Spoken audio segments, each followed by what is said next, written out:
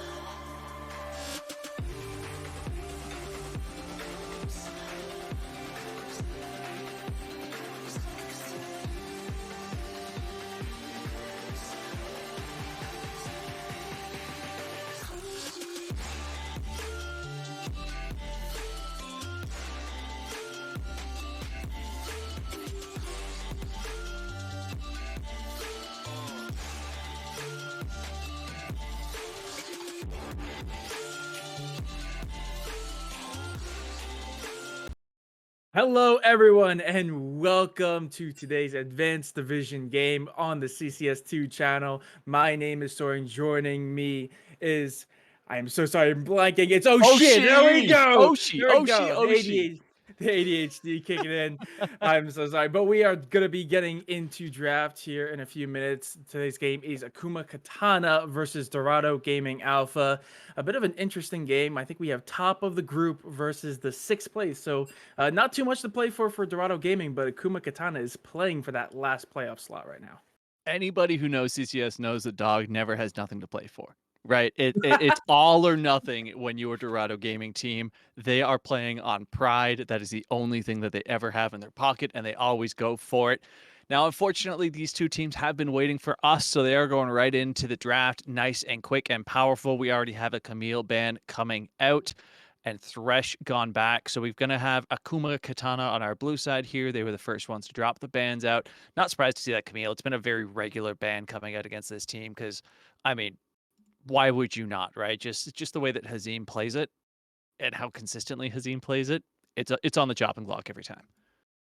Yeah, absolutely. Not surprised in the slightest. I'm also not surprised seeing as all of these champions. I'm actually a little bit excited to see the Bard band come out, seeing some love, even if it is a band come out, as Bard's not terribly even recognized all that much in team play. But I'm not that surprised. We are seeing a little bit of a support band prioritization from Dorado, though. Maybe seeing the support on Akuma Katana, excuse me, as a threat.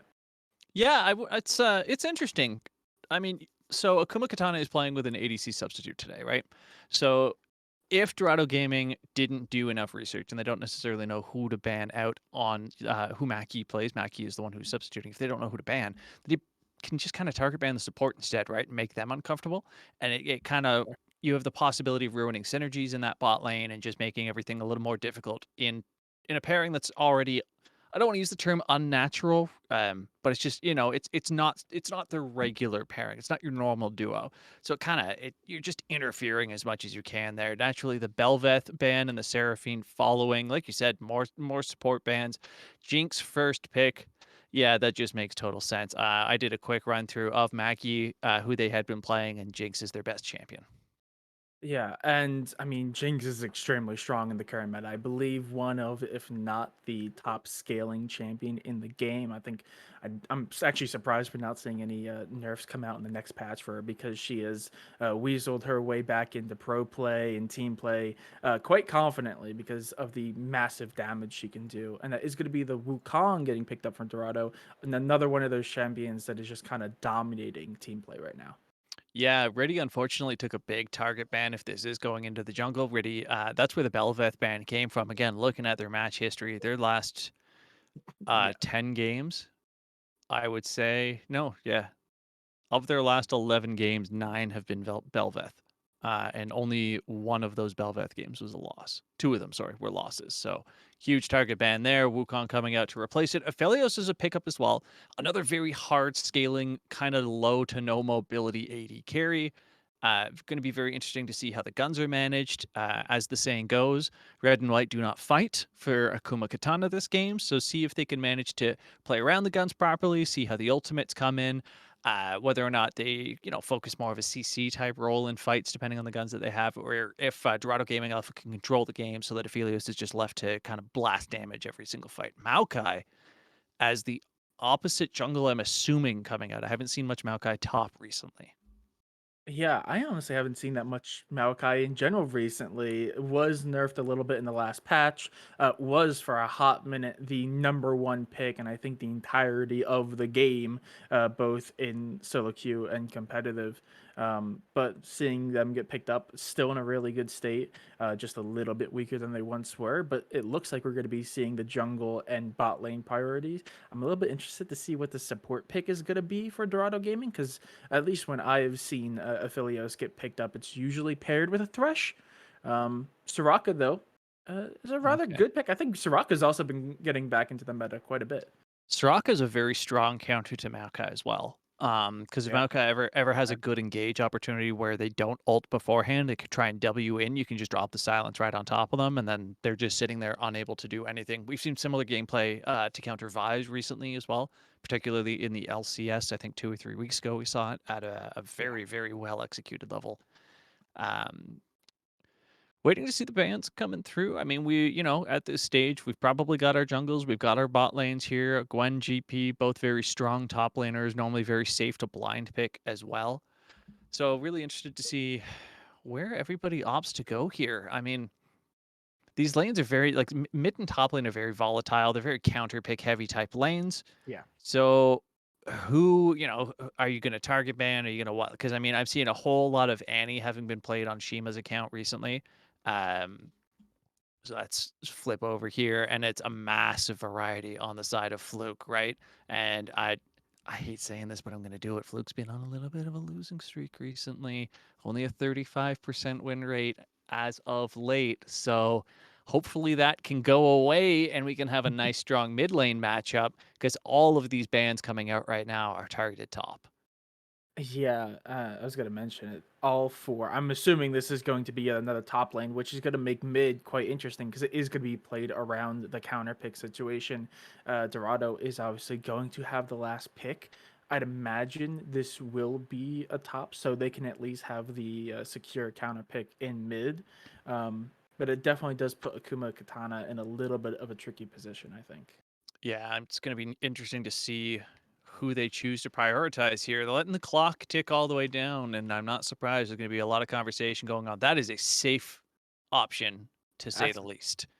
I mean, yeah, that's actually a really good response. I never even thought about flexing in Casante, both top and mid is incredibly good right now. So I think that actually puts Akuma Katana in an even trickier situation because even if they had picked a very out and out top lane, they would have been in a rough spot. But not knowing what Oh, they're picking no. into, oh, Aatrox though, Hands down, one of the most devastating top laners if they get rolling, right? I mean, when yeah, you get the resets on the ultimate, it's a manaless. I'm just gonna continue to fight you, regenning beast of a top laner in this Aatrox. So, I mean, let's see what Akuma wants to pull out for the mid lane here. But right now, their team looks very, very strong.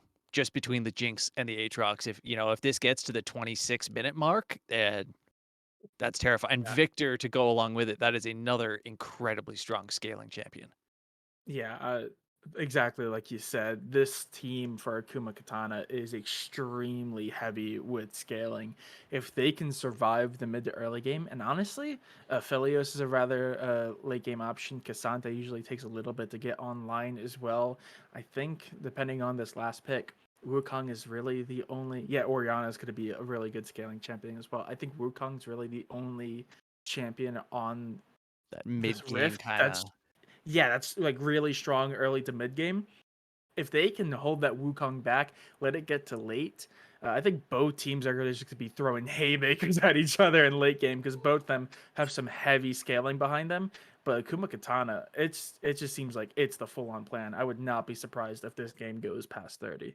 Yeah, the interesting thing here is both teams have the utility to kind of push them back and hold everything off, right? You've got the Lulu on the one side to kind of help delay the picks just with the ultimate, and Soraka being able to do that significantly better, mind you, because it's the whole Yes. team from anywhere on the map. You don't have to be standing next to them, but same concept.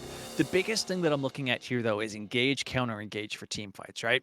You have the Wukong ultimate, you have the Cassante pull-in, you have the Oriana ball, you have a lot of delivery options for on the side of Dorado Gaming Alpha for that early burst AoE type damage. Aphelios as well can very much add to that entire stack with basically every single one of his gun combinations will be good for fighting when you have a team that's going to be doing that much AoE damage. When you flip over to the other side, though, Akuma Katana doesn't have too much in terms of pure initiation, right? You kind of have that grasping roots from Maokai, and that's really it. Otherwise, you're Yeah. looking at a W in, and that's a single target option. So you're really going to be looking for more of the counter engage type scenarios where you kind of go, oh, the Wukong has dashed in at us, throw down the grasping roots, try to burst the Wukong down, and hopefully he doesn't have Oriana Ball on top of him that's going to decimate all of you simultaneously. And if they can chew through him quick enough before Cassante can really get in there with the all out, I think Jinx getting excited off of that first kill should be able to shred through the rest of the team of Dorado Gaming Alpha with decent ease. Yeah, absolutely. I do worry a lot for Akuma Katana, almost solely because of the engagement or the lack of engagement. But I do believe they do have the damage. If they can get Jinx to start firing off early, maybe get a few kills if they can get the man advantage, especially onto the Jinx in particular. Um, it's just going to be a race to see who can get the scales, who can get the kills on them first. So despite the fact that they are going to be throwing haymakers in late, I do believe that the game is going to be won early on who can manage to squeak by kills. Yeah, and that's where it comes in where you're talking with the Wukong really being that only champion that kind of Yeah. has that strong mid-game option, right? You were talking about can Akuma hold them back? Can Dorado capitalize on that? That's the big question, right? I mean, yes, of course Akuma can hold him back. That's why they're all the way up here in Diamond, right? They're Fair. all gonna understand, yeah, we gotta kinda push the jungle back here, but it's whether or not Dorado Gaming can work around the effort that Akuma's gonna be putting into that and force the hand of the monkey onto Akuma and pick up those early kills, preferably on the affiliates. Stronger. Yeah, and I do believe the bot lane is going to be the lane we're going to be focusing a lot. Aphelios, not terribly in the meta, at least in team playing the top levels, but is still one of those champions that because they scale so hard, if you know how to use them correctly, they can just absolutely decimate a team. And I think it's going to go back to what you said earlier, how are they going to manage the guns, how are they going to manage their abilities. But I think the bot lane matchup is going to be to one to look out for. I am a little bit intrigued because Cassante, rather good. I don't think is a terribly scaling champion. And you could stop me if I'm wrong at any point. Does do well and is a pretty good engage. I'm a little bit worried going into this Aatrox because, as you mentioned, not having to worry about mana, can constantly go in. Does have a little bit of life steal in their kit, I believe. Yeah. I think Aatrox, if left alone, can really become a nuisance in the top lane as well. Yeah, it's like we said, if this game pushes the 20-minute mark beyond the 20 into the 30-minute range, that Aatrox is going to be really the person to focus on, right? Yeah. And it's not just Kimchi on Rice as an individual, it's the champion that is a lot of that. Don't get me wrong. In the hands of Kimchi, Aatrox is a threat. Yeah. But Aatrox is kind of a threat on their own. That's kind of the whole purpose of the champion, right? So, yeah, I mean, will Cassante be able to counter Aatrox as a champion? There's a possibility. Can they do it as a player? That's the thing that we're going to have to pay attention to. In the interim, though, we are going to hop to a short break. As you can see, we have that spectator delay timer. All right, sorry, I guess you may have saw. I don't know if you currently see, but we do have that spectator delay counting down at the moment. We're going to take a short break, and we'll be right back into this game number 1.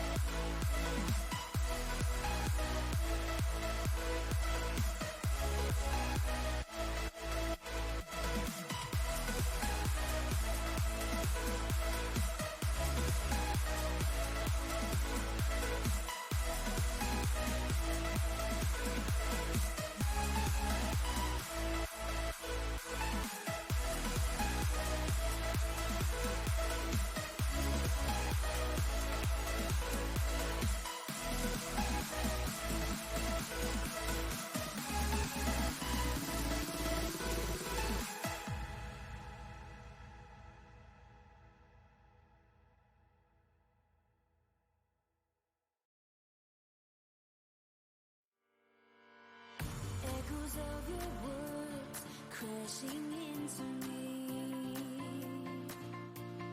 drown me in your lies, and there's no way to breathe. And my walls will keep you down. I am safe without the sound of you around. It's getting colder, and I'm the storm that's taking over.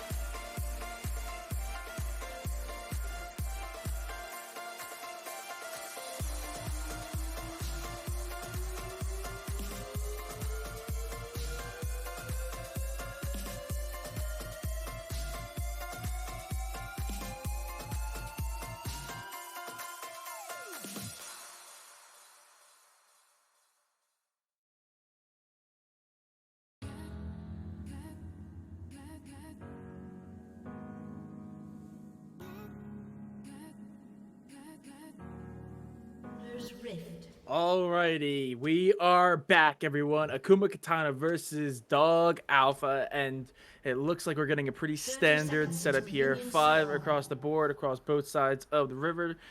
Kasate actually is pushing up just a little bit, but we are going to be getting underway here in a minute. It looks like everyone is GS kind of playing default right now.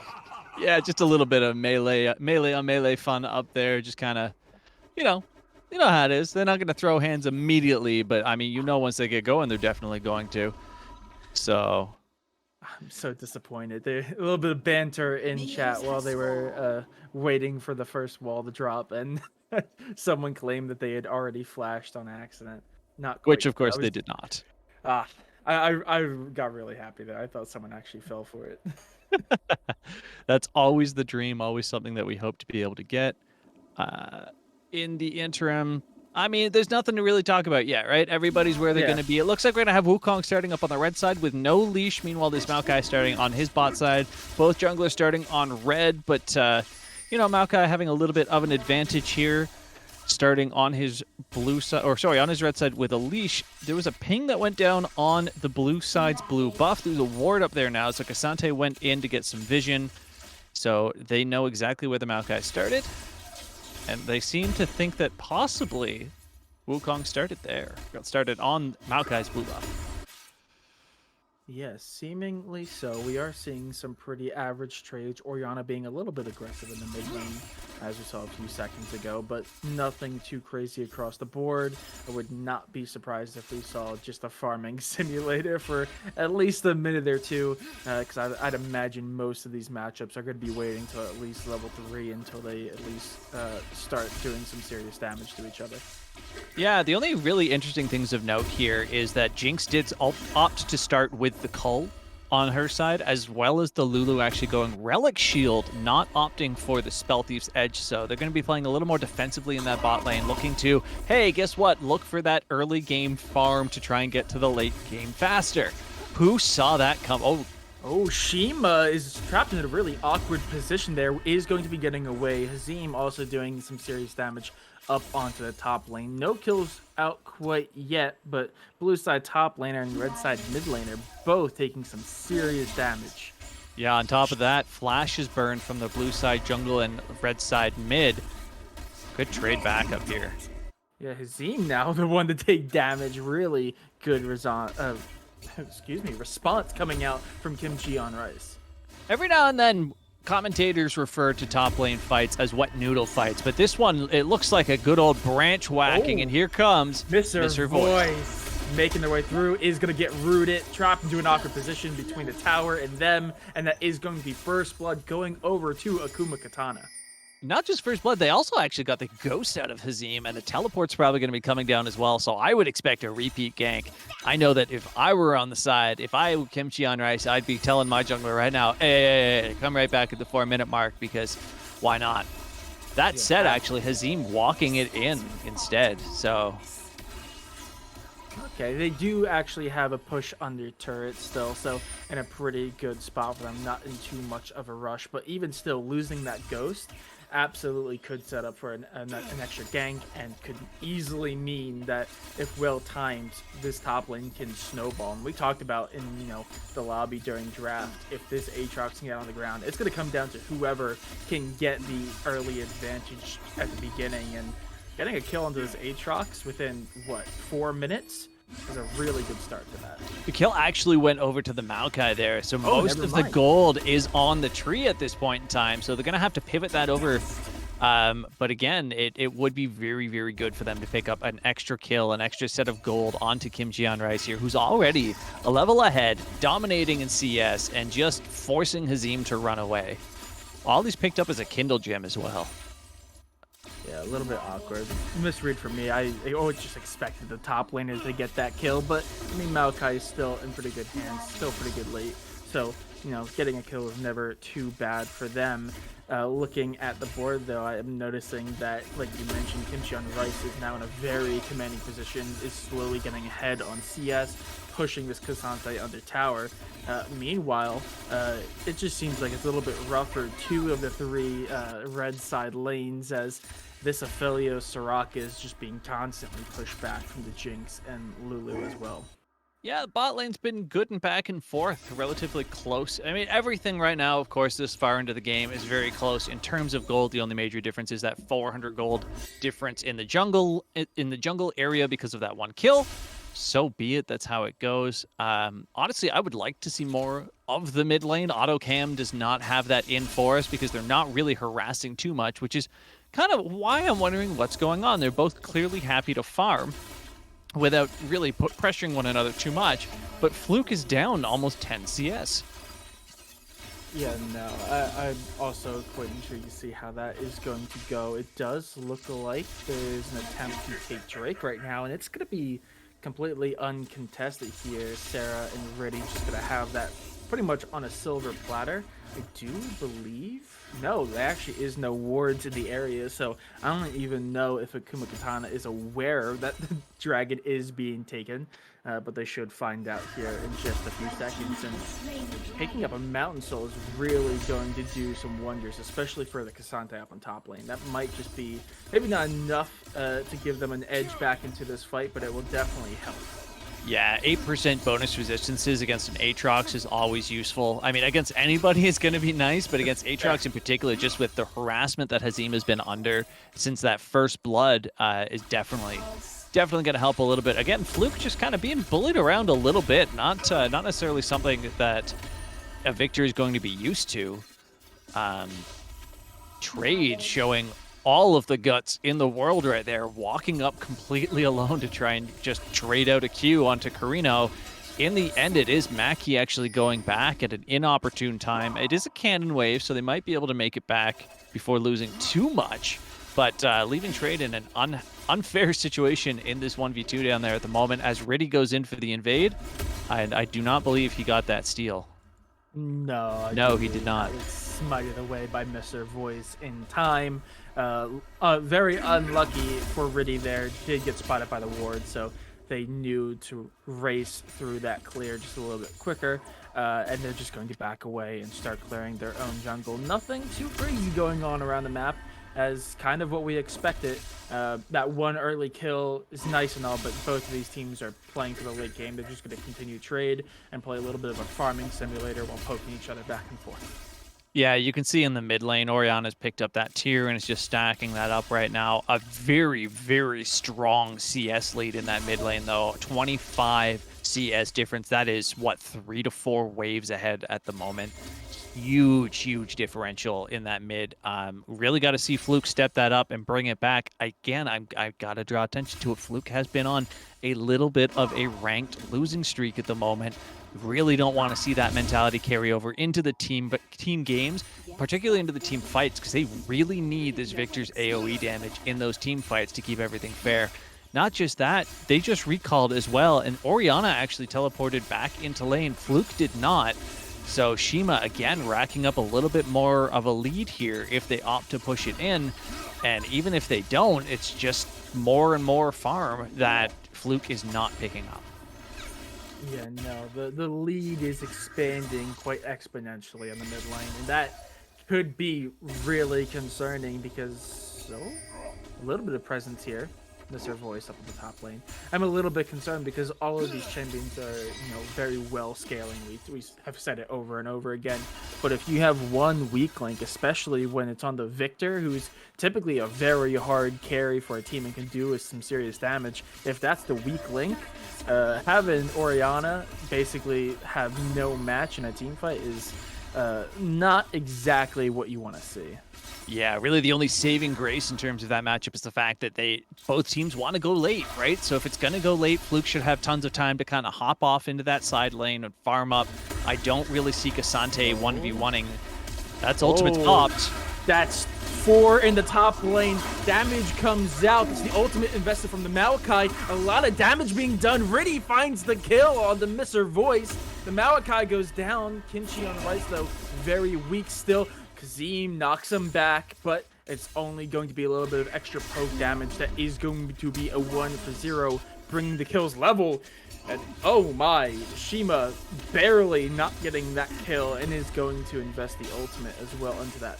Will not find anything though.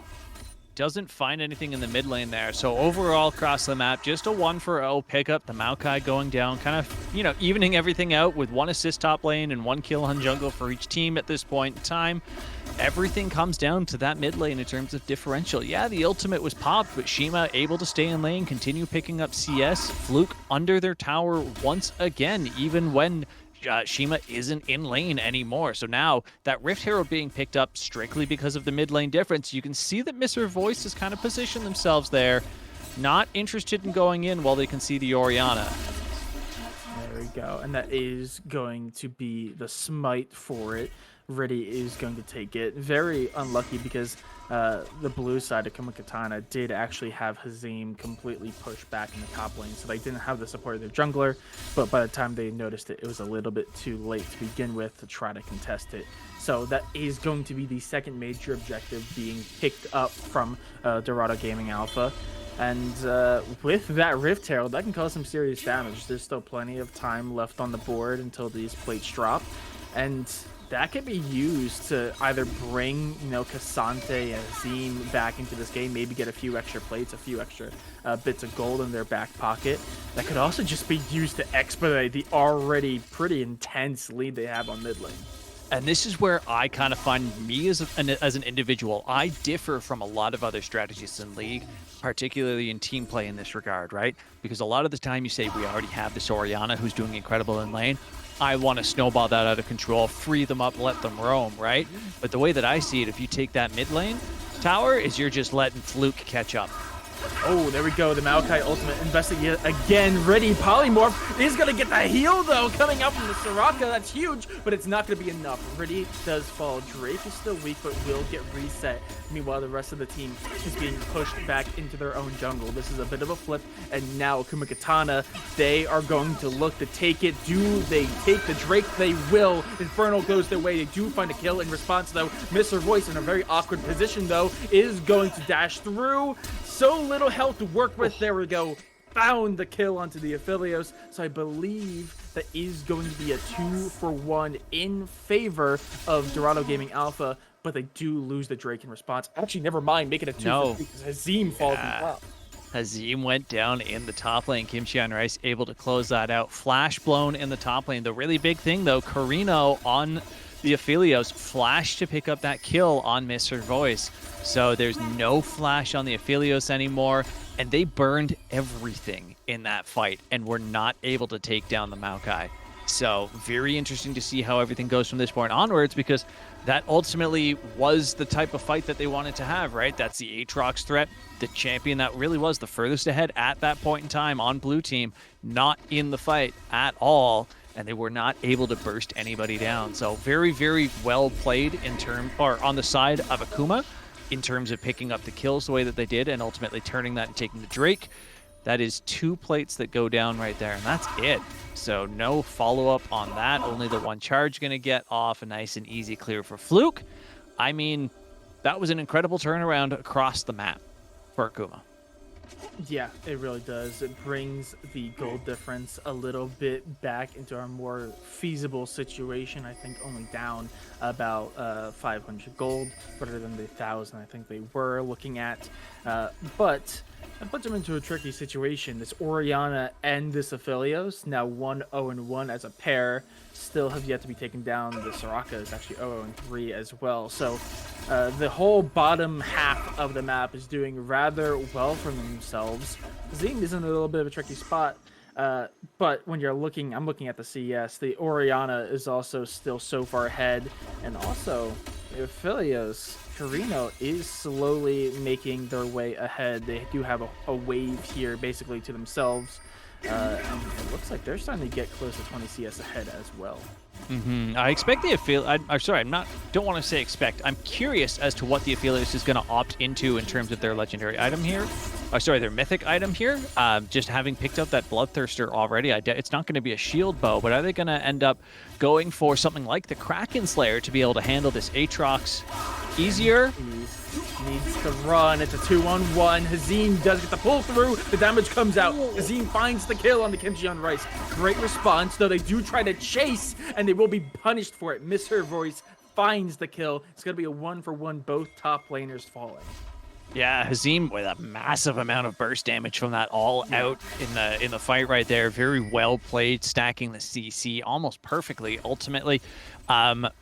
Unfortunately, I mean, yeah, you mentioned that, you know, he continued to chase down to try and get in on the Maokai. I think he would have died anyways, just from the stack of the red buff burn from a Maokai auto attack, as well as the burn from the Maokai E right there. So I don't think they had too much choice but to try and get in, and I don't know if there was any lifesteal stacked in from the runes or something, but they clearly thought maybe they could survive or at least trade for an additional kill. Didn't end up happening. 1-for-1 yet again, relatively even gold yet again. We do have a lane swap going on now that bot lane turret has been taken down. Yeah, no, did miss it due to a little bit of fighting, but the bottom lane turret for Akuma Katana has fallen, and as you mentioned, we do see the lane swap come through. Kimchi on Rice still sitting there, now with the assistance of Trade, is going to shake it up a little bit. Notably also, that is pretty much the entirety of the control of top river, as both teams are investing heavy into vision score here, as DoG has pretty much visioned down the entirety of the topside river. Vision control is something that I'd like to talk about, or I normally talk about after a game, so I'm very glad that you drew attention to it right now, because it's incredibly important and generally a much larger factor than a lot of people kind of give credit to. So as you said, seeing the vision all the way from top to bottom, incredibly important. Hazim, having cleared out that Tribush ward, thought he might have something. He's going to get spotted in the river down there, so everybody knows where he is at the moment. Everybody knows where Wukong is at the moment. There's really kind of no question marks on the side of Dorado Gaming. So it's really up to Akuma to decide how they want to play this out, right? They know exactly where everybody is, more or less. It's just what are they going to do about it? Yeah, we do have just about both objectives up. Rift Herald is online, the Drake GS making their way to the ground. And it does look like there's a little bit of a lean towards Rift Herald for only a second coming out from Dorado Gaming, but it looks like both teams are slowly going to make their way through, but it's already starting to be taken here by Mr. Voice and Kimchi on Rice. There's a small scuffle happening just above. Hazim does find a kill on the Mackie Trade, needing to run away. Drake is still being taken in the background, though. Trade can't get away, but that is going to be Hextech getting taken down almost in their own peace and quiet. So that is going to at least pull a response. The mid lane turret finally dropping for Akuma Katana in response. Absolutely massive engage by Hazim right there to set up two very, very crucial kills.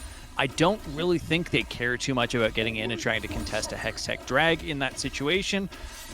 So they opted for some extra gold in the pockets of specific players instead. Ultimately, will it pay off? We'll find out, which really kind of depends on what team ends up getting Soul, if it even gets to that point. We keep talking about expecting it to go late game, so I would assume Soul does become a problem for one of these teams or the other.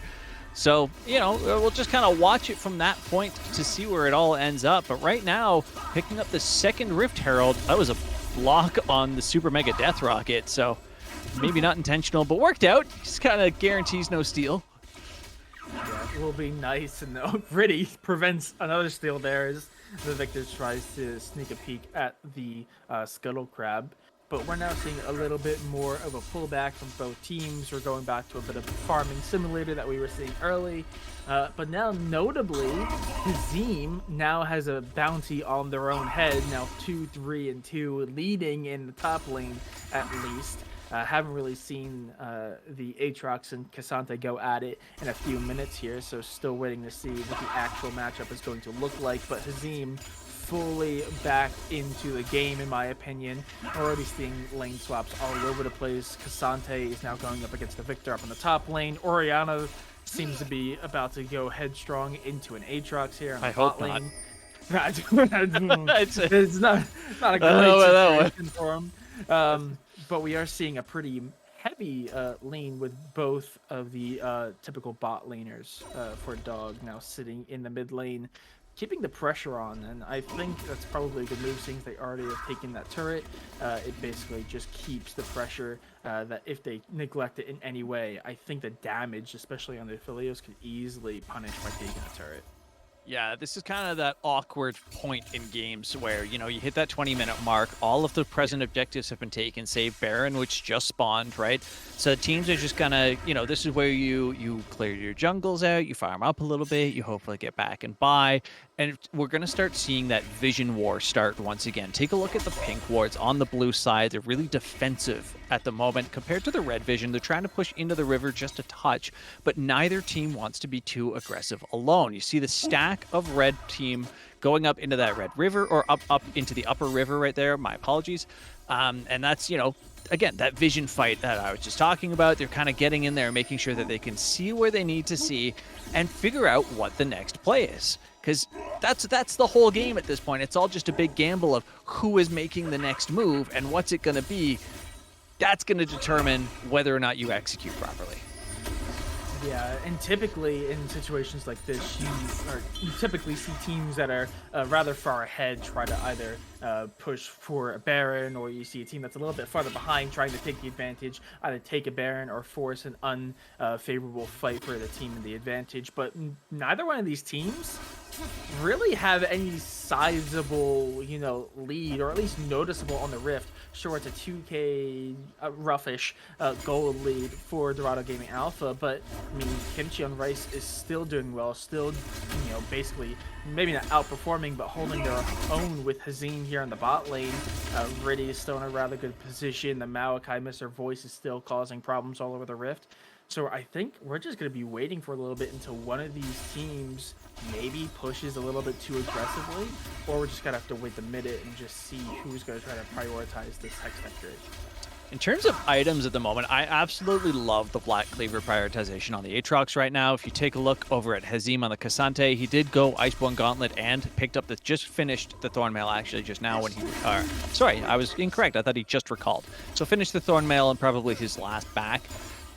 So a significant portion of armor has been picked up right there, well over 120 just from those two items alone. So picking up the Black Cleaver on the Aatrox doesn't just mean in the 1v1 he can kind of shred it down and have a little easier time when he hits the repetitive Qs, which he has very much been doing and has been very, very good at landing them. But it means that when he engages in an actual team fight and starts hitting multiple members, even if he goes down, he's going to have done a significant amount of defensive damage so that the Jinx can really come in and have a much easier time on her own kind of cleaning up. And stack in the fact that the Kraken Slayer has been picked up and it looks like she's probably going for an Infinity Edge following that up. That's going to be pretty painful, even if you do manage to chew through that Aatrox. We do have, this is another Hex Tech Drake going down at the moment. This will set it from 2-2 on the Rift. I find it very funny that they both have a Hex Tech, and the only difference is Infernal versus Mountain, which is an offensive versus a defensive that basically match one another out. So it's like nobody has any Drakes at all. Yeah, absolutely. Almost bringing it back to a near neutral state. Though that does increase the gold lead by a considerable margin now for Dorado Gaming Alpha. Into a little bit more of a tricky spot, though, now as both teams are setting up and looking to put a lot of pressure towards Baron. Meanwhile, on the bot lane, we're just seeing these two top laners kind of duke it out. Kind of like the exact opposite of a wet noodle fight, because they're both hitting each other hard but not doing anything in response. But there is a serious fight going up towards top lane. Riddy taking some serious damage, almost falling in the process. And the Orianna ult does come through, does some serious damage, and that is going to be 3 shutdowns galore as well. They do find the Jinx and the Chaos, but I believe that's a 4-for-1 coming out for Akuma Katana. And what goal difference? It's gone away in a matter of seconds. Akuma Katana, what a wonderful phrase. I keep saying it because that's the joke, but let me tell you, that was a brawl. Orianna had a gorgeous 3-person ultimate, and it didn't matter in the slightest. The damage was not there to follow up. Riddy was caught out very early on, was not really able to do too much with the Cyclone, not able to get the double knockup, which is what you really want in those situations. Carino kind of just got left against a wall in an auto attack fight against Mackie, and Mackie, like I said, just finished the Infinity Edge now, but was sitting on most of the pieces for it. And there were some very, very large rocket crits that came out in that fight. Very, very well handled in the overall, and just great pickups. Massive amount of gold went over to Mackie there because, like you mentioned, a whole bunch of shutdowns came through. Yeah, and I do want to point it out because we were talking about it a lot in the early game, and we were a little bit concerned, but Victor, now 1-0-3, never really got punished mid to early game, never actually fell, just was constantly pushed back, has now brought the CS difference only to about 10 when you're looking at the full wave, and does have, I think, 3 completed items, so now practically on par with the Oriana of Shima. Victor could seriously become a problem, seeing as they were not able to fully shut them down early. But Oriana, that ultimate, I'm so surprised it wasn't able to do enough, because that 3-man ultimate last fight was actually huge for them. Well, so the big thing that we talked about in the pregame during draft was the engage side from Dorado Gaming here, right? We were talked about the combination engage, though. That's the thing. The 3-champion combo engage from K'Sante, Wukong, and Oriana, right? The problem is they don't get to have all 3 of them ever. Hazim has been pulled to the bot lane, to the top lane, to the bot lane, over and over and over, where Kimchi is just allowed to play with him. He just keeps queuing him and just kind of poking him down. And yeah, the health bars look equal, but when you're missing 60% of the armor that you've spent all of your gold on, it doesn't matter anymore. You might as well not have any items. To top off the Black Cleaver I was talking about before, he now has a Last Whisper that he's going to be building into as well. It's just going to get even worse for Hazim in this setup down there. I mean, there's not going to be a good situation for Dorado Gaming where split pushing exists. They need a 5v5. They need a strong, solid pick, preferably onto Mackie at this point, and they have to do it soon. Otherwise, like I was saying, we're pushing the 30-minute mark, and this is where the Wukong is not as useful. The Black Cleaver's there, going to be somewhat useful, but not as useful as Kimchi on Rice is on a level 17 Aatrox to the level 14 and 13 K'Sante Wukong. Yeah, I also just noticed, I believe that is a 60 CS lead coming out on the Aatrox as well. 70, yeah. 70?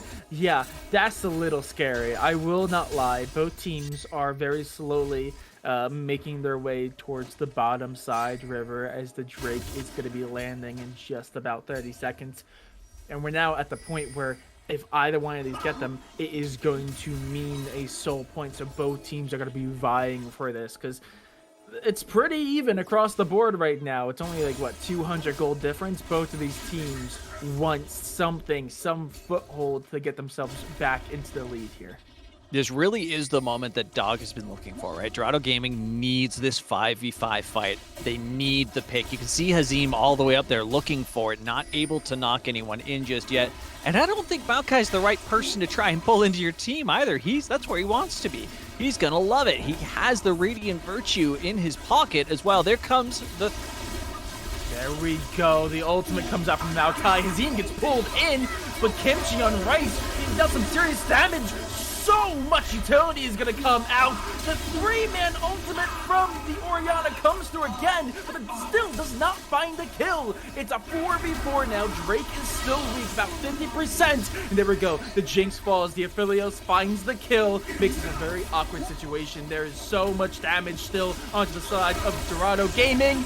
And the Maokai tries to go in and do something about it and will get whittled down to size. Hazim goes to chase. The dragon gets taken, and like you said, it's exactly what Dorado Gaming Alpha wanted. They get everything and more that they wanted out of that fight.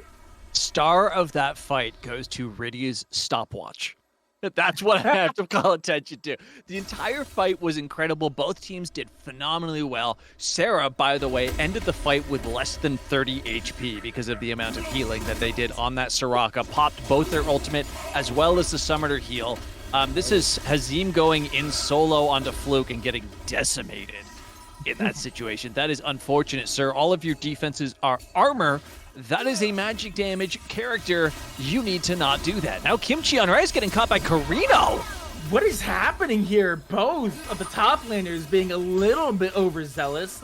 Luckily, Kim Rice does get away from that, but that's some serious damage going to be taken. That's going to force them to recall. Baron is up. I wonder if they go for a take or possibly even a flip here. You know what? Because it's no, don't do this. It's Hex Gates, guys. Don't do it. I understand that the teleport's down, but he's going to be right there. There comes the rolling roots. That is going to hit Riddy, but only for a second. It's going to push him off, but both teams now, never mind. It looks like Akuma Katana are just going to sit there.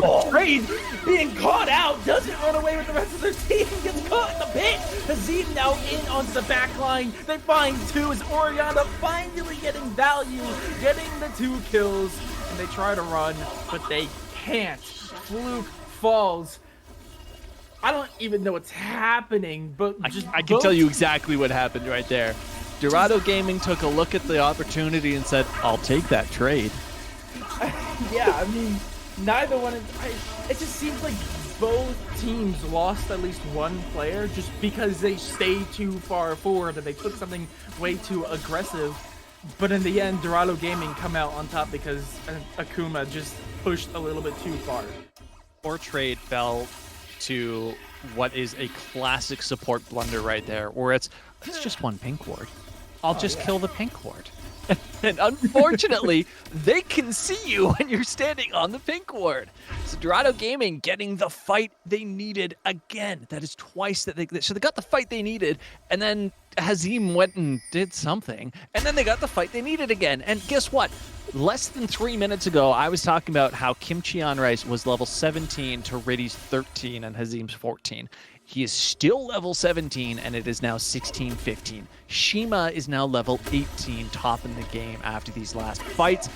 Massive turnaround and a 6,000 gold lead for this red side team here. There is no Drake coming up. There are no real buffs coming up. This is a loaded Baron push down the mid lane. Yeah, and I gotta give massive credit to Shima. You mentioned it before. They don't have too much of a CS advantage because the Victor did bring it back.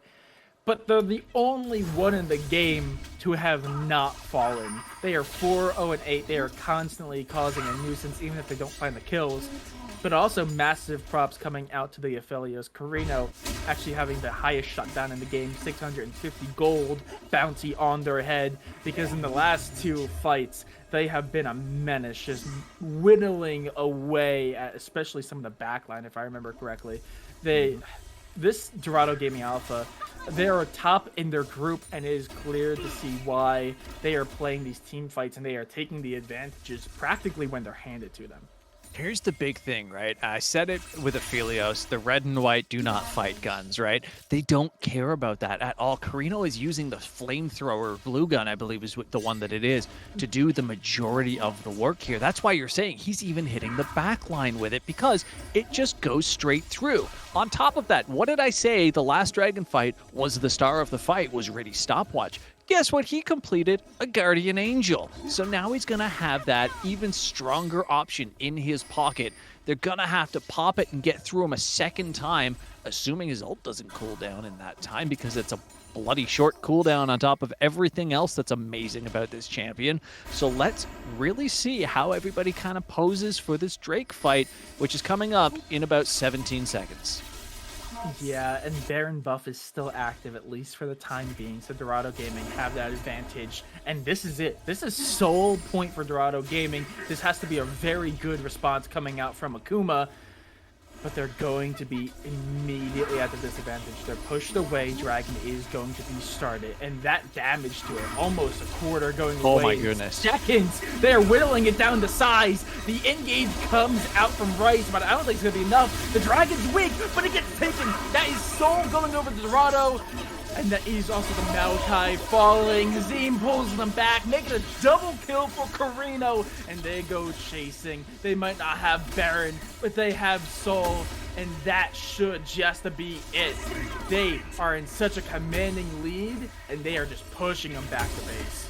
I gotta say, Hazim showing why Cassante is such a strong pickup. Even going down so early in comparison to this Aatrox Aatrox is getting sliced through like butter with a hot knife. And let me tell you, a lot of that is coming from not just the CC stack that gets piled on top of him, the Black Cleaver ripping through any possible defenses. He didn't even build any, but any built-in defenses to the champion. And then throw in, take a look at Corino's items, i.e. BT, Dominic's Regards, and the Kraken Slayer. Chews through that melee, not able to get anywhere close to the people he needs to be hitting. Kimchi tries to go in, tries to save it, won't be able to. That's a damage. two-man ult from the Oriana, but the damage from Corino is, like you described it, a hot knife through butter, literally melting them away. The team is just tanking turret shots for the fun of it. They take the bottom tier 3, they take the second inhibitor, and this is it. They're gonna push through. There's 3 left to stand. The turret is whittled away to size. It's like it doesn't even exist. They just have to run. There we go. The Nexus falls shortly after, and that is going to be game 1 after a little bit of a rough start, ending up convincingly going over to Dorado Gaming Alpha. I mean, don't get me wrong. Akuma Katana put up an incredible fight, right? Yes. Hazim pulled through what I can only define as immense strife. It was hell. Trying to side lane against Kimchi on Rice on that Aatrox is not something you could pay me to do, let alone do for fun. I definitely would not touch that with a 35.5-foot pole. Not happening in the slightest. In the end, though, it didn't actually matter. Even if you go ahead and take a look at damage charts, which unfortunately you guys can't see at the moment, but it's fine. You take a look at damage charts, and we have 15,000 damage dealt by the Aatrox, but 18,000 dealt by Cassante.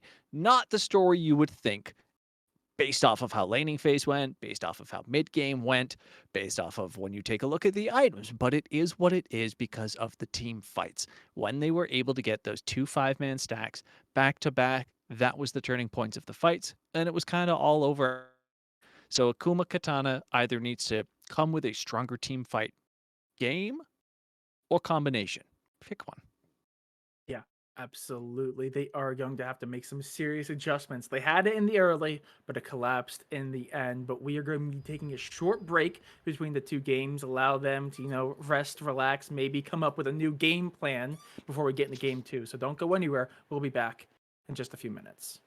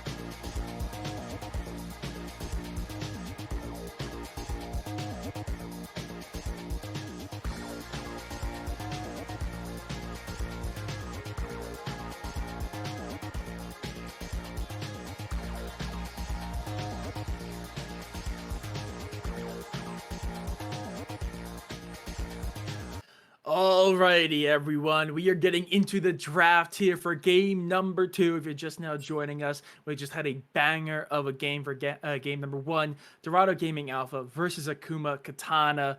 Thank you for joining us. My name is Soriin. Joining me is Ohshi. And that game 1 was interesting. We expected a long brawl, and I think we got it. And Akuma Katana had some bright sparks, but Dorado coming alive towards the end there. I can't help but love how we were like, oh, the Wukong in the mid game, that's what we got to watch for. But in reality, it was the Aatrox that took over and dominated that mid game. And as soon as they surpassed that 25-27 minute mark, it was Cassante that took over. The Cassante that was behind for 27 minutes just popped into a 5v5 fight and said, never mind, I'm the champion here.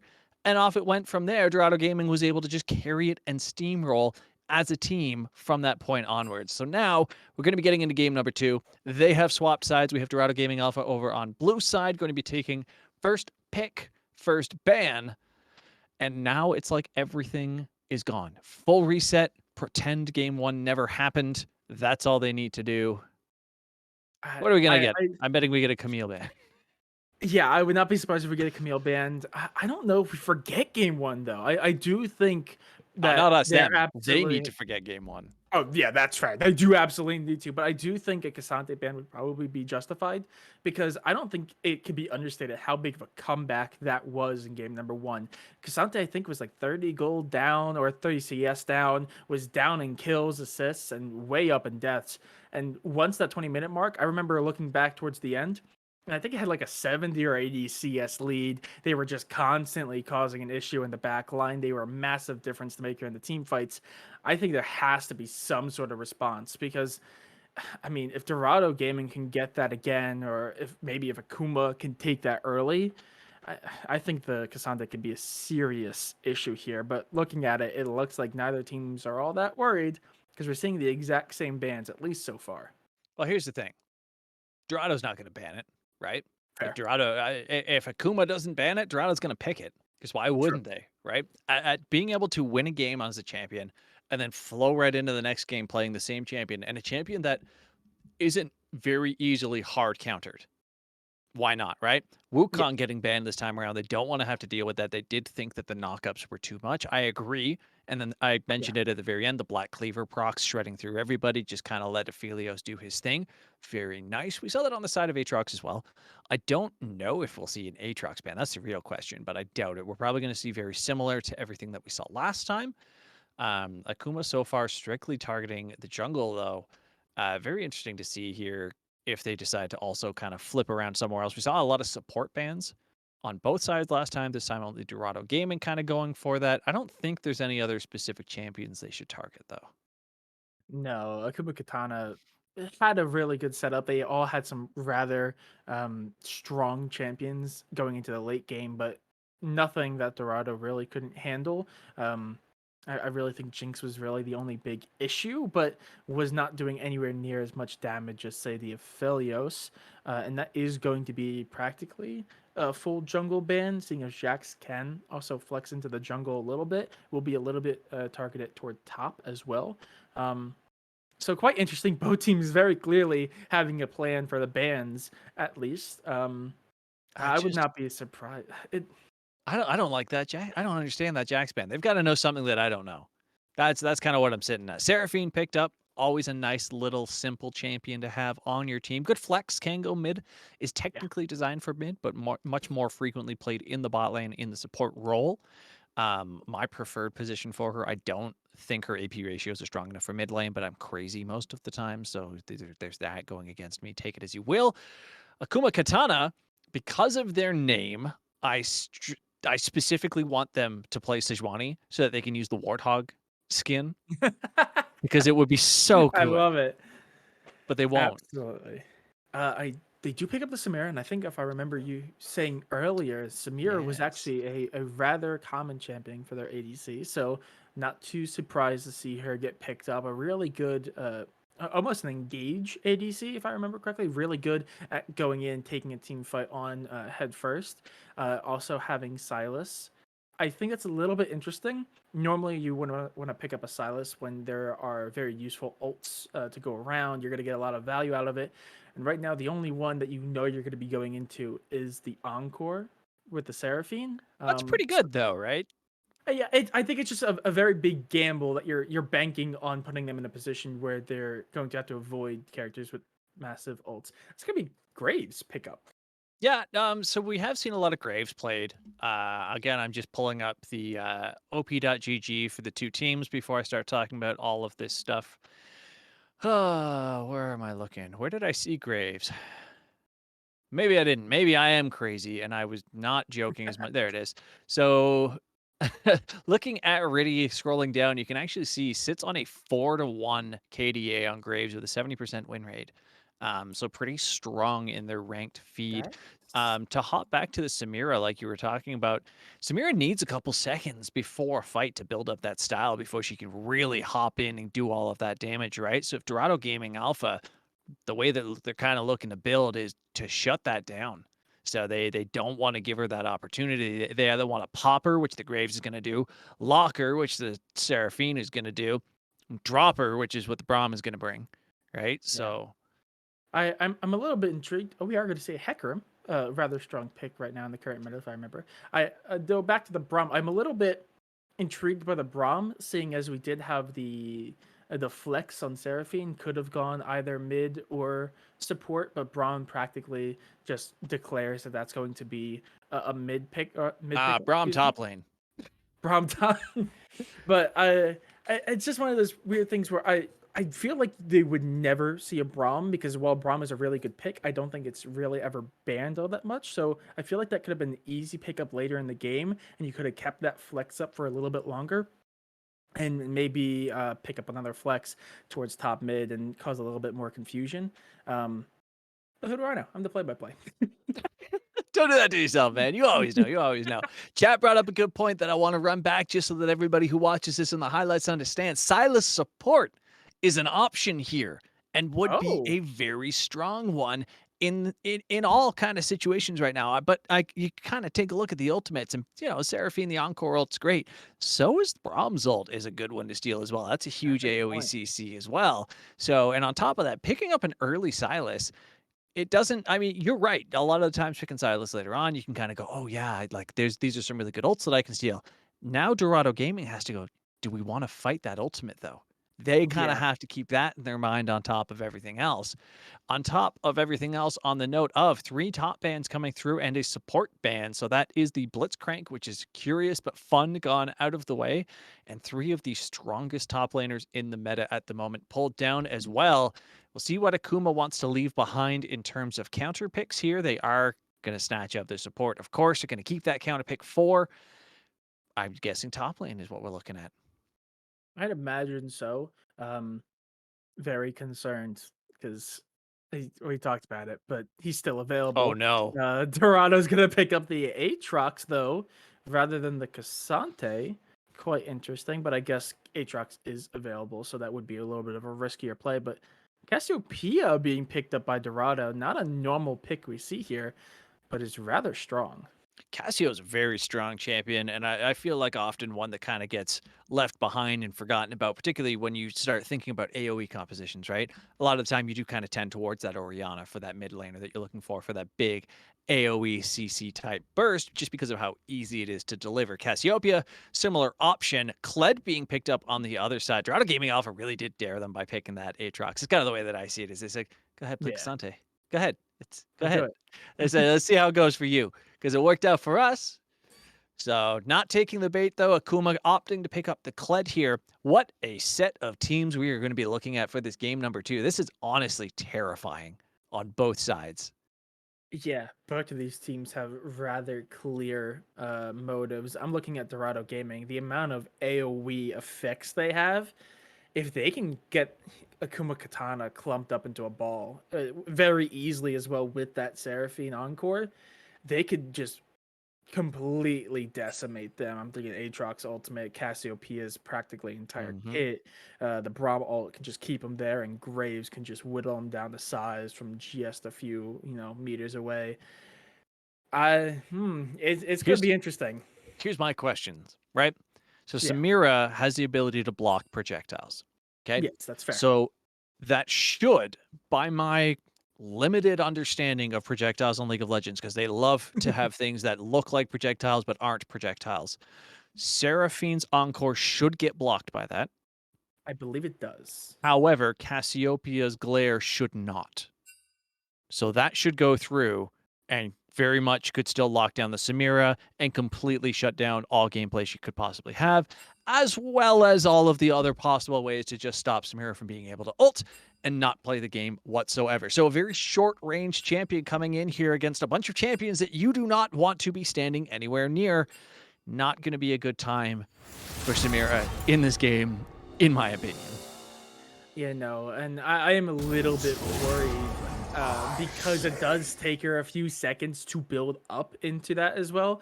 And there's so much CC besides Toronto Gaming Alpha. If they can manage to find a CC option, literally any of them, I think all of them do, because Graves even has the blind.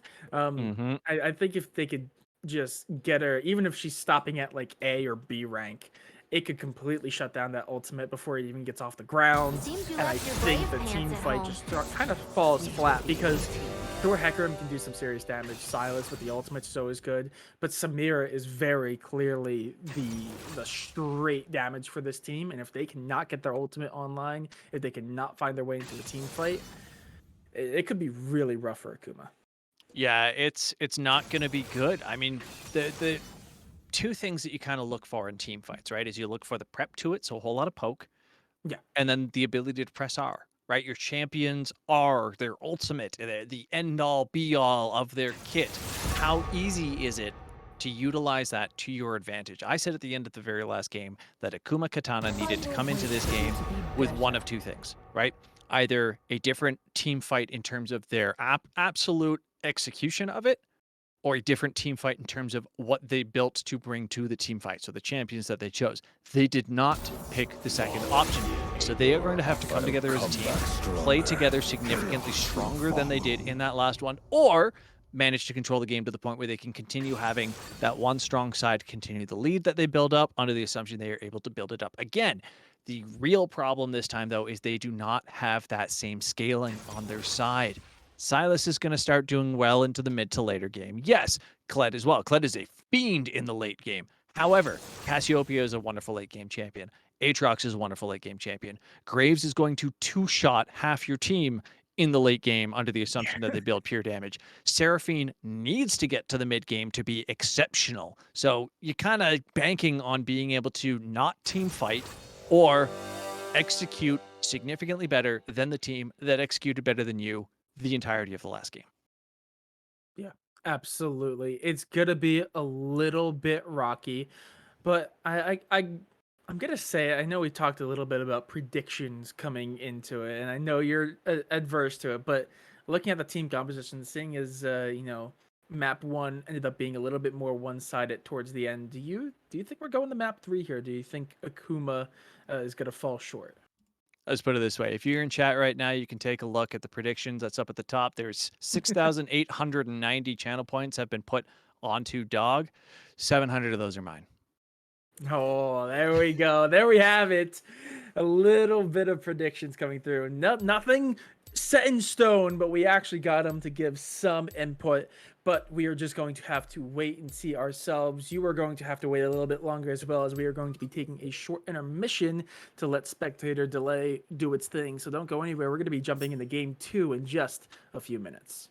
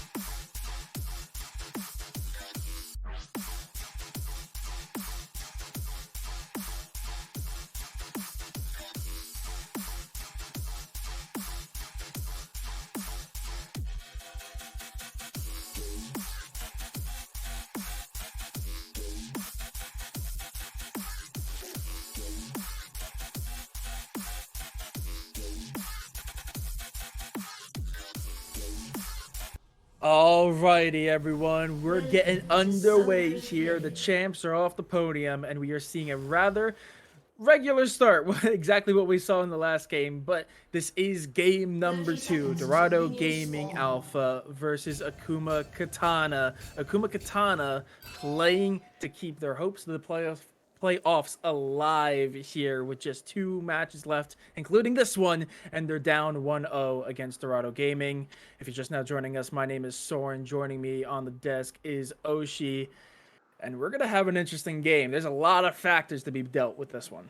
Yeah, we spent some time talking about it in the pregame, going on and on and on about team fights, about persistent damages, ultimates, what's going to get stolen. All it really comes down to is execution and positioning. That is the end-all, be-all of League of Legends as a game. Any champ can beat any champ if you have enough of an advantage in your positioning and your utility. So, what is that going to matter in this? Who is going to have the upper hand? We're going to find out. It looks like we have both junglers starting on that top side. Hecarim actually starting on the Raptors there. Interesting choice. Riddy once again getting a leash. Sorry, actually, no, Riddy did not get a leash last game. That is my mistake. Mr. Voice got a leash last game. Interesting to see. Carino, all eyes are going to be on you, though, good sir. How can you influence the game on this mage AD carry support type situation, or is Mackie going to have the time of their life as the only true AD carry? Yeah, Carino, massive influencer in the last game. Kind of expecting them to bring something out of a similar nature, seeing as how much influence they truly had, especially towards the late game. But looking at it now, we're seeing a lot of trading going out on the bot lane. That was a really nice engage coming out from trade, but it's just going to be a trade in their own name. There is going to be a small root, and trade will respond, but this is all just poking and prodding, just trying to get some sort of advantage here. Nothing really going to come of it. Yeah, great awareness by Carino right there, honestly, to use the empowered E to kind of lock down Mackie in the background there, knowing trade wanted to come in and kind of do something a little more. Carino, an AD carry that main that I, spent a lot of time talking about last season. I believe they were playing down in the Platinum League as a Diamond exception on one of the Dorado teams down there. Saw a whole lot of great work from them and expecting very similar on this mage support kind of situation. We talked a little bit in the break about how Hazim's going to have kind of a difficult time in this top lane, mainly because of the bear trap on a rope coming from the Kled, just kind of cutting out that heal, that health, everything that Aatrox really relies on. And Kimchi on Rice doing exactly what he did last game in a completely different situation. Yeah, just keeping Hazim on the turret, constantly pushing them back, and actually it looks like we might get a little bit of early aggression here towards bot lane. The Graves is down by Tribush, will come out into the river, is going to spot it. There we go. Mackie is going to get knocked up, but only for a second. Trade finds the airborne. All three are here. Scuttle is going to be taken by the red team. The root comes out. Mr. Voice is going to get stun locked and is going to fall. That is going to be first blood going over towards Riddy. Over on the top lane now, Kinchi does do some serious damage to Hazim, but is able to get away with their life, but that is going to push wave under turret here. Rather interesting all across the board. Yeah, that is, kind of what we expected to see come out in terms of the bot lane pressure, the, impact that we were saying Carino needs to be able to have on this Seraphine down there, landing the nice long-distance route. And Riddy able to just kind of dash in, clean up the kill with the stun lock like you mentioned. So super important combos to make sure that everybody lands there, taking full advantage of the Braum, not just the Q, but the passive, the concussive blows through all of that as well. Unfortunately, Mr. Voice on the Hecarim was the first to fall prey to it. Expecting to see Mackie kind of be the one to have to deal with that a little later on, but that's not a now problem. That'll be a probably level 8 problem is my guess. As everybody resetting in the immediate drag, though, coming up in the next 10 seconds. Yeah, absolutely. Neither team really having any preference towards it, though there is a little bit of pressure being put onto it now by the top side. But neither team really look to be playing for it. Right now, it looks like Mr. Voice is just going to try to get some sort of advantage, is going to meet Riddy in the jungle, is going to find that first bit of damage, but a trade comes through. Sarah is there to support. Same with the rest of their team, though. So just a little bit of trading done before this possible Drake fight, but it actually looks like they're just going to reset. Neither one going to go for the take quite yet. Yeah, everybody just kind of backing off. Some good smacks laying down on all sides. Really looking to push that mid lane in. I appreciate that. They really want to make sure that they get some control down here. They want the Cassio to be able to reset, kind of buy, because they know that this Drake fight is coming. You can see that she has hit level 6. That recall's going to come in. She's got teleport if things get started a little too soon. Hazim, however, does not. Neither does Kimchi. So they're both kind of in the same situation in the top lane in terms of having no way to get down to this fight. So at best, it should be a 4v4. Teleport used to get back into the mid lane by Shima there. Fluke looking to push this in, still sitting on teleport of their own. I'm calling everything off of the mini-map at the moment because we do have the auto spectator just watching this little brawl going on in the top lane as there's a massive skirmish down by Drake, and Hazim is gone. I think Hazim's going to fall there, possibly, but the engage does come through. Fluke finds the stun, the airborne onto Sarah, and Sarah's going to get melted, though there is a flank coming up from Riddy, and Shima, but it's not going to be able to do anything. They're just going to clear that ward away, but Fluke comes in with a massive engage from the chains, holds up Riddy for just a second. The Rakan's able to get through with the knock-up. Riddy is going to fall. Shima's going to have to get away. Meanwhile, Trade and their partner are going to push them back. Mr. Voice is going to go and try to start Drake. Is going to be harassed, but nothing too crazy up on top lane. There's some serious damage. Both are very low. Carino in a position where possibly stealing is a viable option, but they're going to give up on the Drake. They're going to try to do what they can to stop Carino, but do they get away? I do think they do. Sarah comes in massive to protect them. Mackie is getting wheeled down to size by Shima on the flank. Mr. Voice needs to run away. Trade tries to go back through, but he's going to get punished. Double kill coming out from the Cassiopeia, making a triple as they find 3. And now Fluke on the Silas has to run for their life. Do they do it? I think they have just enough to get away, but that's massive. The Cassiopeia coming out of that fight 4-0. Absolute massive turnaround from what was a very clean pick initially. It was initially a phenomenal engage by the Hecarim, able to get in, get that early kill onto Sarah. And oh my goodness, DoG isn't even able to pick up the Drake here, resetting once again. Too much pressure coming in from this red team. And you know what, even in this top lane, we have seen levels traded back, or level advantages traded back and forth over and over. I mean, what a bloodbath of a brawl down by that Drake. I can't even explain everything that happened to you guys because of how long it went on for, aside from, like you called, the 4-0 Cassio walking out of that, having landed clean ultimate, a beautiful flash to get out of a knockup that would have unquestionably secured Fluke a kill, and in turn let her pick up 2 additional ones. I mean, you could not ask for more out of your mid laner after a fight like that. No, and they do also have the CCS advantage, so that is rather nice. But looking at the top lane, there's a lot. Never mind, take it down to the mid lane as Shima has the bounty, so they're just gonna run him down. 4-0, make it 4-1 as they do not get to stay in lane for too long before getting punished. That's a 600, I think, gold bounty going their way. And finally, Drake is ready to start it, and I think, unless some craziness happens yet again, this should just be theirs for the taking. Yeah, I mean, there's no way that it doesn't go their way. Riddy was holding the mid lane wave, headed towards his blue buff now, definitely giving that one over. And quite frankly, they're probably okay with that. It is a Cloud Drake. It's not going to be the most influential, but Hazim going in big, and Ritzy's here. Yeah, they get him off pled, but only for a second. But Riddy is there to support. Kimchi tries to go in on Hazim. He's very low, but the health steal's too much. Kimchi is gonna fall. Riddy doing just enough to keep the top laner alive. And they get through. That's a good response, but still nothing compared to that bounty that they just dropped on Shima.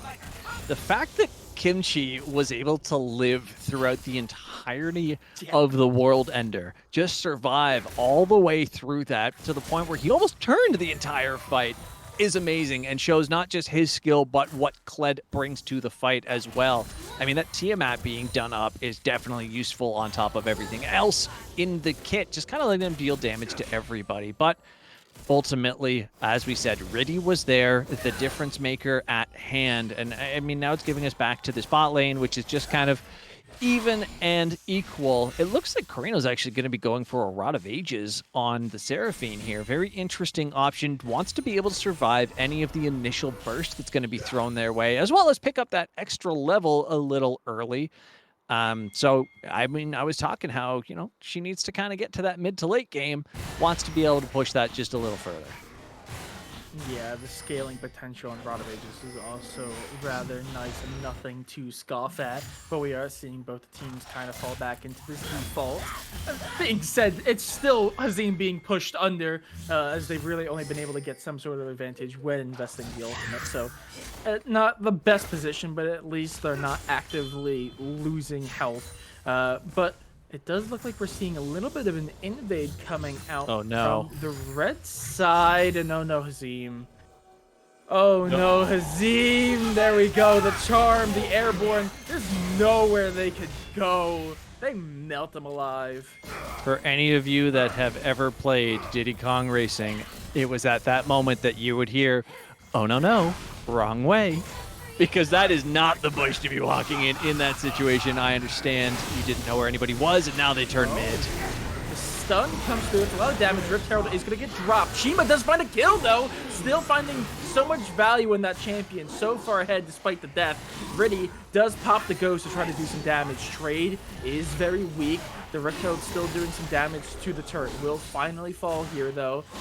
Does have the support of Sarah, but I don't think they're going to do anything with it. That is going to be a 1-for-1 trade.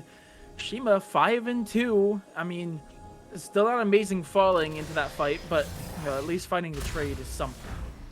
Damage over time is the name of the game on this snake at the moment. Shima not just with the poison built in, but the Leandries on top of it. Yeah, burned right through Fluke with a complete unfinished items on their side. Hazim, you poor creature. Got an ult just to get away, and it's going to be countered by the Kled ult, but I think they get away. It's just very unfortunate. Hazim just not in a position to really do anything. Kimchi's under turret. But the dismount. Invest the ignite, but it will only be countered by, I think, a heal, possibly, or pots. Is down on the ground for the second, but Azim is still so far behind. It's trading 1-for-1, but Kimchi has so much damage behind him. Yeah, Kimchi using the dismount feature of Kled very well right there, getting in with the bear trap on the rope while he still could, taking a single tower shot, and then the dismount actually completely transferring tower aggro off of him, allowing him to walk away with just a little bit of harass and not having to worry about it. I hate that concept on these champions so much. Any champion that can reset tower aggro on their own, as I'm a support main, they are the bane of my existence, because it's, no matter what you do, they just kind of go, and then they don't have to think about tower anymore. It's frustrating. Hazim, speaking of not thinking about tower, has to walk away from his as Kled remounts. Kimchi on Rice having the time of their life once again, but can they convert it? They have not been able to recently, so they're going to try to this time. I should say recently. Yeah. They weren't able to last game. That was very poor wording. That's fair, but that is going to be practically the entirety of top turret, at least tier 1 going down. You see Kimchi on the mini-map is already taking the next wave as well, allowing them to just start doing some serious damage. Sarah has to flash out of a really tricky spot. Fluke is going to take the ultimate, I believe, of Graves. That is also going to be top turret going down. And now, here we go. The Drake fight is going to commence here in a second. Drake being whittled down to size. The engage comes through. The double charm from the Rakan. The Rakan gets rooted. The Encore comes through, but the wind wall stops it. Then the Hecarim ult over the wall does so much, but doesn't find a kill. Not quite yet. Maki is going to finally die in that fight. Fluke is very weak. I don't know if they have the engage behind them to go through. And the tower is still so tanky, I don't believe they can dive under it quite yet. But that is, I believe, a 1-for-1 trade. 1 for Drake trade. 1 for Drake, sorry. Yeah, 1 for Drake traded out there. We did see the interaction that we spent so much time talking about with that W blocking out the Encore. Unfortunate moment right there for Carino, but that is what it is. Speaking of unfortunate, Azim Has to pop World Ender. Is going to get pulled You're going to get run down by a horse, man. Yeah, is going to get run down. It's the horse. So much damage. And it's going to do some serious damage in response. But no, there we go. Now Rakan comes out of the walls. There's nothing he can do. Hazim not having the best of times recently. No, not last game, not this game. Yes, he managed to pull through and pull out all of the stops a bit by going all out in that last game on the Cassante, but doesn't have that in his pocket this time around. He's kind of stuck with just that World Ender on his side. Mid turret does go down, so that's going to release Shima from the bonds of the mid lane a little more.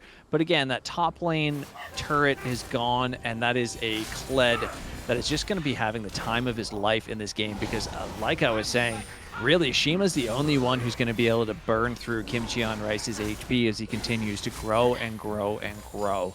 And yeah, Shima on the Casio is doing phenomenal, but Kled's doing pretty damn good as well. I mean, yeah, but notably, the only really up in CS, the Kled is actually only 0-1 and 2, and sure, you know, on the side of the Aatrox, Azim is 0-2-1. It's not amazing, but despite having a really rough start, it's not enough. Meanwhile, on mid lane, the Encore comes out. Same with the Hecarim ultimate, but damage is just being traded across the lane.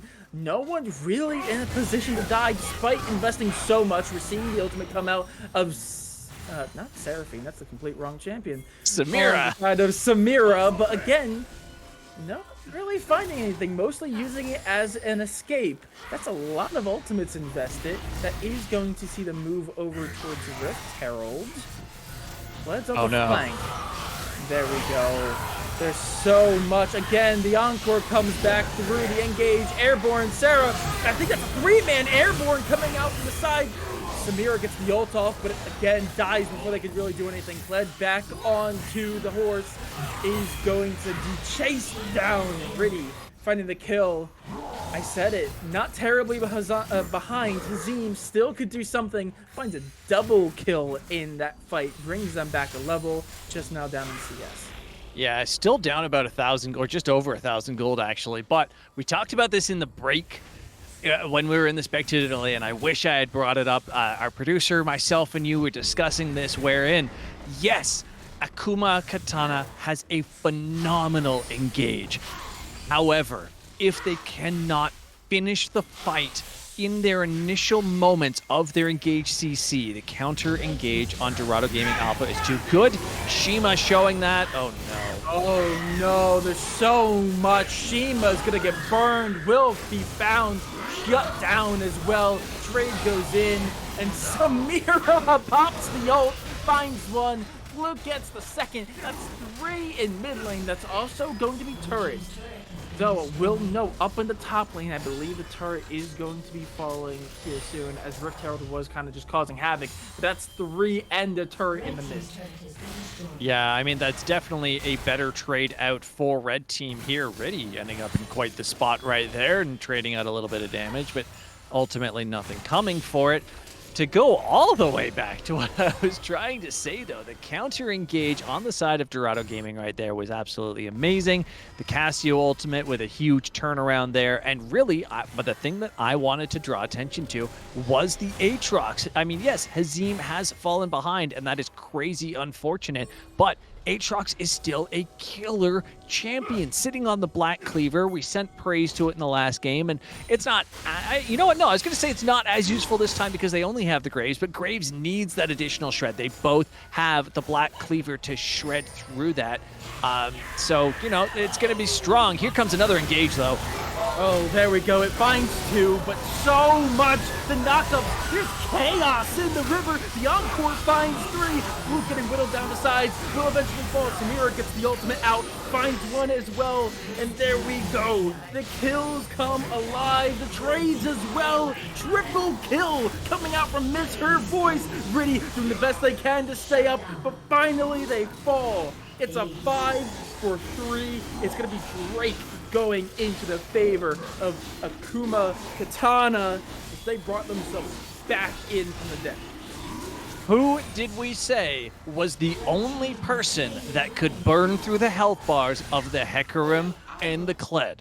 Who was the first champion to die in that team fight? Shima, unable to stay alive, unable to continue the grind, not having that persistent damage AD carry standing so far away, something like a Caitlyn or Jinx Rockets doing that percent health damage from the back line. That's what they need. That's what the Cassio's supposed to do. And she got caught. She got blendered, absolutely destroyed, and turned into a pair of boots in the end of that fight.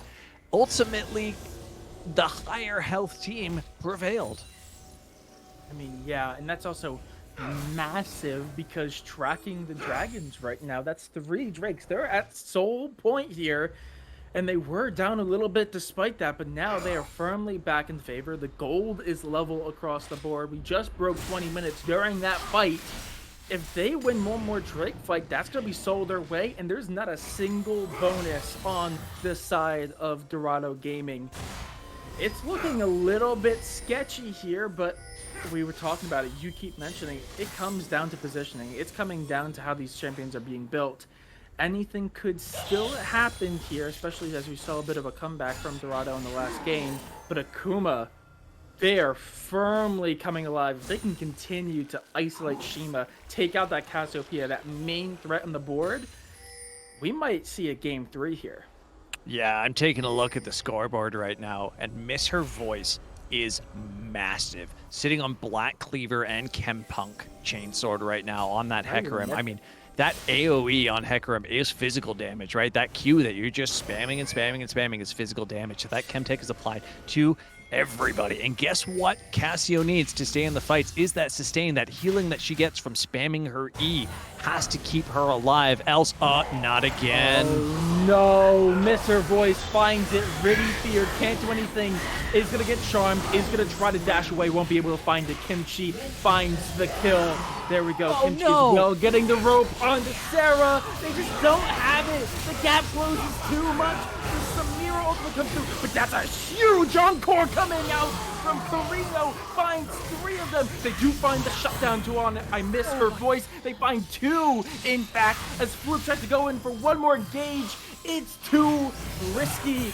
The stun, he goes golden for just a second.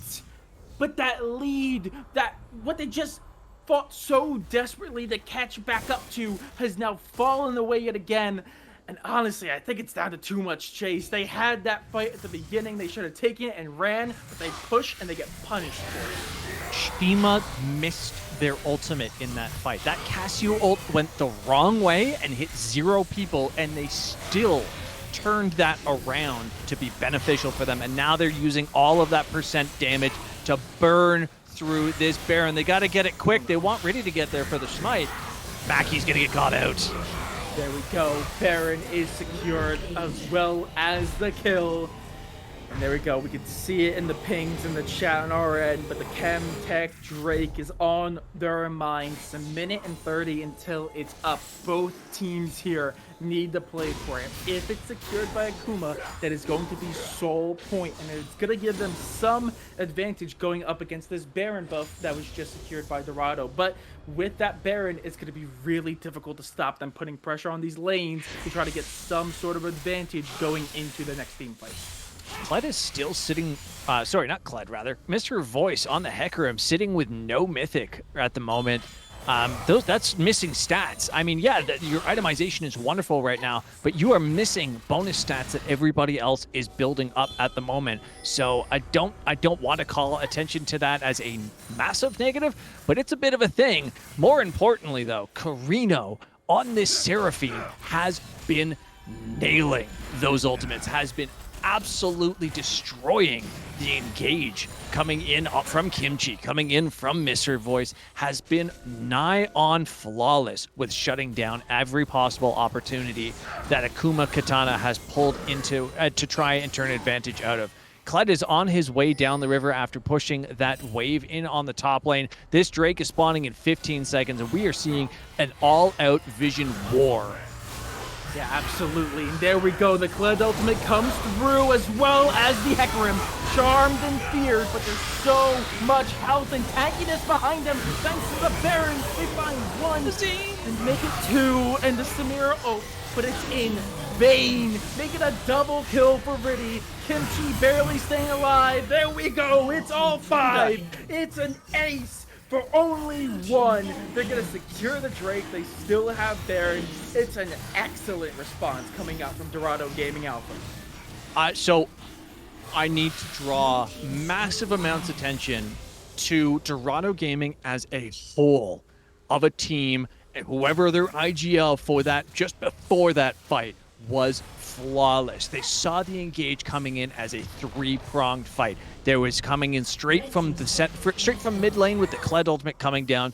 Silas popped over behind them by the Drake pit, and then additionally there was Hecarim coming in from the side towards their red buff and their Raptor pit. They pulled back into such a tight, tiny little choke where, hey, guess what? Aatrox's abilities are hitting absolutely everyone. Graves' auto attack spread, hitting everyone. Cassio, everything that she has in her kit is hitting everyone. Another huge Carino ultimate. She flashed. Carino managed to flash away, still kind of get hit by the Hecarim ultimate, but managed to get himself in a perfect lineup to hit every single member of Akuma Katana in that fight, because they positioned themselves into that tight little narrow passageway where you do not want to fight an AoE composition. Dorado Gaming came together as a perfect little sandwich in that moment, and I cannot respect them more for it. Yeah, absolutely clinical coming out from them. It's a wonderful response. We're now seeing the gold difference re-emerge for Dorado Gaming. As now, if I'm doing math correctly, I was a comms major, so it could be wrong, but that's about 5,000 gold back into their favor. They have the kill advantage. They've lost the Baron, so no longer that on their backside. But they got the first Drake, and that's the first step they needed. You mentioned it before, but being down stats, going up against a team that has already stacked up 3 Drakes is going to be difficult. But that's the great first step to bring them firmly back into control no. here. And right now, it looks like we're going to see a little bit of a stack up. Fluke is going to come through. They're all behind them. The entire team is there. Kled right behind might invest the ultimate. Is going to put them into a really awkward position. I don't even know choke if point. they note it. There we go. The Kled ultimate comes through. The fear should follow. The charm comes through. Only finds 1 though. The encore is going to find 3. Oh, again, the stun finds 2. The kills come out. That's 3 for 0 so far. Make it 4, and they're gonna one-up themselves. 5 for 1 last time, 5 for none to close out game 2 and the series. I said it over top of you, and I'm sorry, but I could not help myself. They drew right back into that little choke point, entering into the red base, and that gave them all of the area to play with. You called it flawlessly with the 3-man ultimate coming out of Carino once again in the perfect location, as well as Shima hitting multiple targets with that petrifying gaze. I mean, come on. Ultimates across the face of everybody. CC across the face of everybody. Absolutely incredible game. 34,000 damage on the Casio in that game. 11-4-17. Shima came out huge. I'm going to flip this over real quick, though, and check out the CC score. Sitting at 45 on Casio and 38 on Seraphine. I mean, a combined CC score of over 80 on 2 of your champions, only 2 of your champions, is beyond useful. They played phenomenally well, landed everything that they needed to land, and really kind of pulled it all together in a way that we were kind of concerned. At least I know I was a little concerned after that one fight where they couldn't shred through the Kled and Hecarim. Mic off. But man, once they kind of said, okay, maybe not in the open, maybe we'll just kind of close the hallway a little bit. Oof, everything. Yeah, I mean, absolute clinical performance coming out from Dorado. I was also very concerned about Carino. We saw them kind of dominate on the ADC. I was really concerned seeing them switch over to an APC, especially Seraphine, who was in the meta a while ago, but not the best, doesn't have the best Mic AP on. ratios as you mentioned before.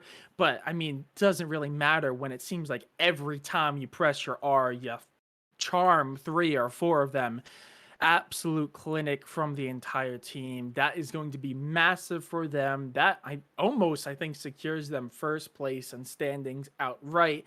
Puts their opponents into a rather tricky position here as they're still scrambling to go into playoffs. But we are going to be taking a short break because I do believe we have an interview coming up here soon. So we're going to be taking a short intermission while we get them into our call and say hi. So don't go anywhere. We have our winners coming up in just a few minutes.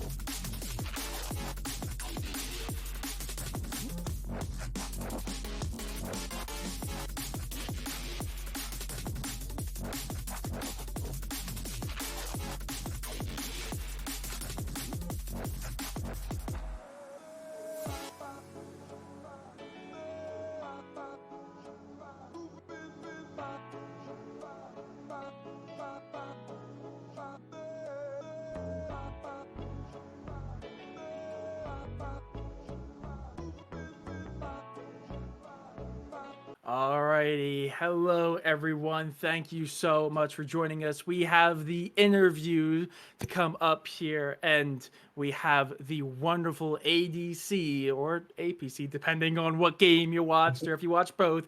Karina from Dorado Gaming Alpha here. Thank you so much for joining us. How's it feel? That was a very convincing win for you guys.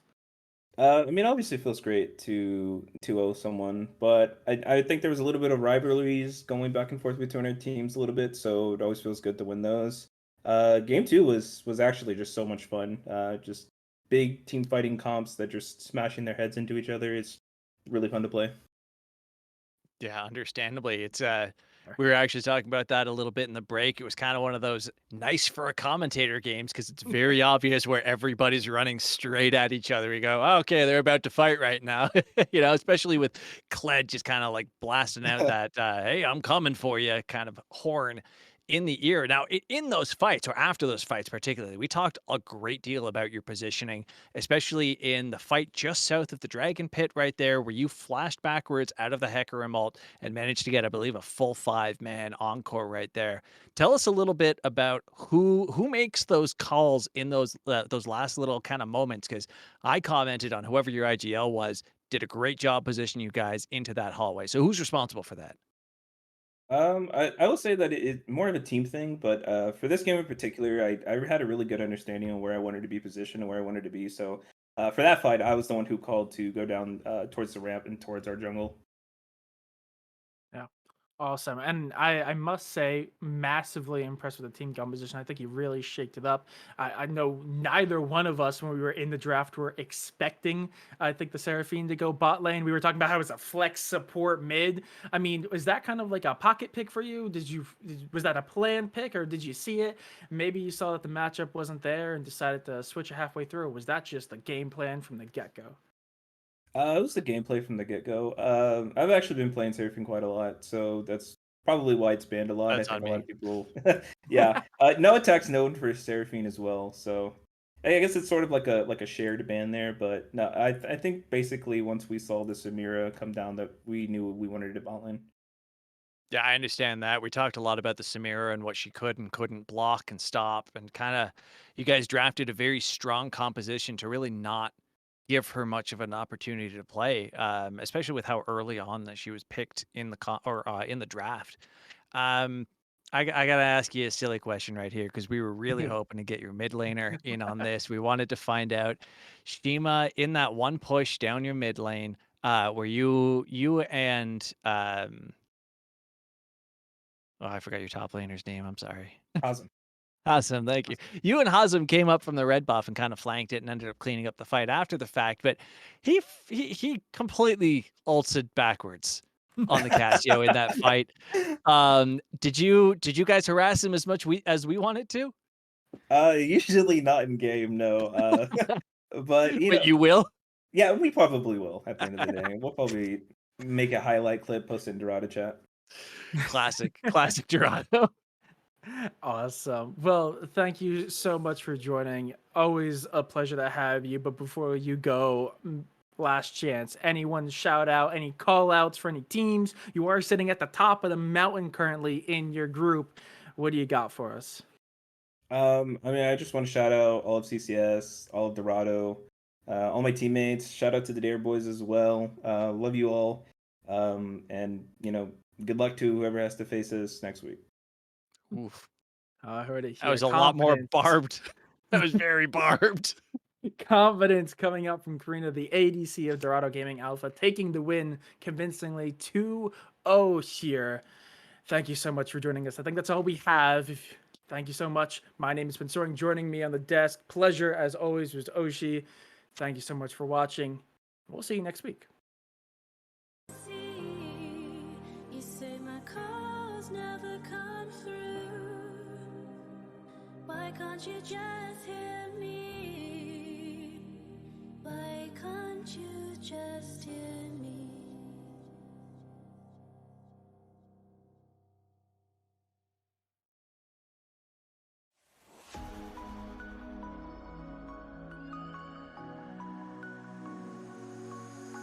You've got the fire, let the flame burn higher.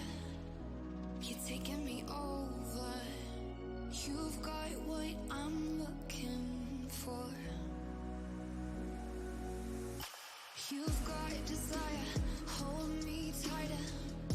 You're taking me all